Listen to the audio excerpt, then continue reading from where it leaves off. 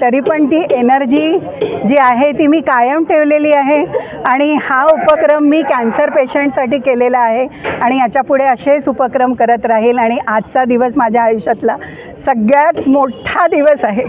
Madam, कर्करोगातून तुम्ही मुक्त झालेले आहात, त्याला मात केलेली आहेत, हे दिवस कसे होते आणि तुम्हाला वाटलं की तुम्ही मुक्त नाही झालेली आहे? मी 10 वर्षापूर्वी मला कॅन्सर झाला होता। 5-6 वर्षापूर्वी मी मुक्त झाली होती, म्हणजे 10 वर्षापूर्वी मला आत्तापर्यंत वाटत होतं की मी मुक्त झाली आहे, पण पुन्हा मला कॅन्सर आलेला आहे आणि तो लंग्समध्ये आहे।